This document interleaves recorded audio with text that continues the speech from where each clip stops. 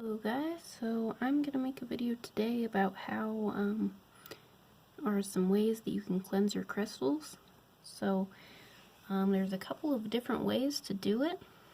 So I'm going to try and go over as many methods as I can think of at the moment to do it. Kind of should show you how I do it as well. So there's a couple different ways that I do it as well. I don't kind of just do one single method. I do kind of maybe multiple different ways of doing it. So one of the things that you can do is you can take your crystal and you can kind of just, if it's safe, you have to research that, but if it's safe you can kind of just rinse water on it and or set it in a bowl of water or something like that, and just kind of, if you're going to put it under a sink or a running source, just kind of imagine you're cleansing it, removing the negative energy, the negativity is washing off of it. But again, you have to make sure that it's safe to do that. Some certain stones and crystals do really well with certain elements. So what that means is that some stones prefer to be cleansed by like earth, or some prefer to be cleansed by water, wind, different just elements like that. So just again, do your research about whatever crystal it is that you will have to use, and you're going to have a way that you feel best about cleansing it yourself. Just kind of go with your intuition and what feels right to you on it. So what I do usually when I cleanse my own crystals, I have a black tourmaline piece that I do go put in the windowsill with my plants, and I sometimes just leave it there for a couple days so it can get sunlight and moonlight and just kind of cleanse with the plants and the ground and stuff like that. But again, sunlight is another one of those touchy subjects that certain stones like amethyst and stuff like that can be damaged. So again, you have to be careful about how long you leave those crystals out to cleanse in sunlight and stuff. So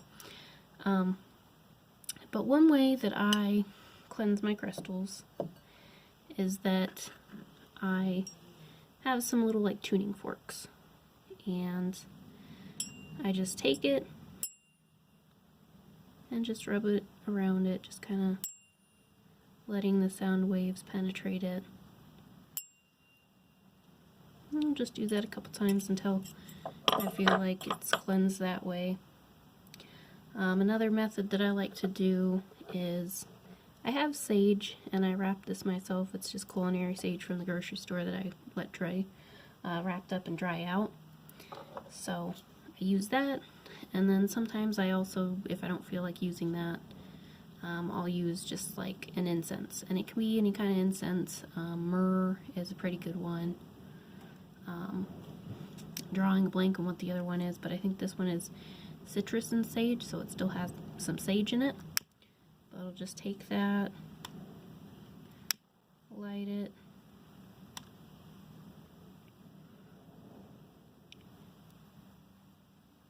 and then what I'll do is just like you would do sage, just take the incense smoke and swirl it around it, cleansing it that way. And just do that for as long as you feel is necessary to do it. Also do that with, all your crystals that you want to cleanse. And they need to be cleansed pretty often, depending on how often you use them. But definitely want to do it before and after any kind of healing work or anything, or if it's crystal that you wear on a daily basis and stuff, you probably want to cleanse it more often than not. There are some crystals that they say don't need cleansing. I think tourmaline, they said a little bit was like one. I think they said selenite was. There's a couple other ones. I don't really pay attention to that too much because I feel like it's probably better just to cleanse it than to not cleanse it, just in case. So you can, or you don't have to. It's up to you on how your belief is with that. But then I just do the same thing with my sage when I feel like saging them, as well just take the crystal and Just wrap the sage smoke around it and do that for a little while on each one. Another method that people sometimes do is, I have this little jar of Himalayan salt, pink Himalayan salt, and sometimes what I'll do with it is I'll just take it and I'll pour it in my little bowl. Just pour a little bit of it in there, depending on how many crystals I'm going to try and cleanse at one time. But just put a little, and then just kind of plop them in there. And let them just sit like that. And I like to do this, you know, it can be just this way, just leaving them in the bowl like this, or I can take it and I'll put it in my windowsill along with the full moonlight, and it's like a double whammy kind of cleanser type thing. So you might want to be careful with some of the crystals on that too, if they might be sensitive to salt. So it's just something to be aware of. Just also, just always with your crystals, just kind of be cautious of whatever you're going to do with them. Just kind of research it, make sure that it's fine to do. And then also what I do with them is I have a selenite wand here, and I don't usually do it in the bowl, but you can. But this is just an extra step that I take because this is supposed to be a cleansing, clearing type thing too. So I'll just like take it and spin it around my crystals to cleanse them and stuff like that. So then they should be charged up. Some people that have different feelings about it. Some people like to take the crystal and hold it in their hand and say like an intention, like this is lepidolite. So I use it mainly for sleep and stuff like that. So I might say, lepidolite, you know, help me out with clearing my mind so I can get a better night's sleep, or something like that. Whatever kind of properties it has, to just kind of ask for its specific help. A lot of people also believe that, you know, the crystals know what their benefits are and stuff, so you don't really need to ask it from them. But a lot of people do believe in doing that too, because it's like asking the universe and that energy bringing it to you.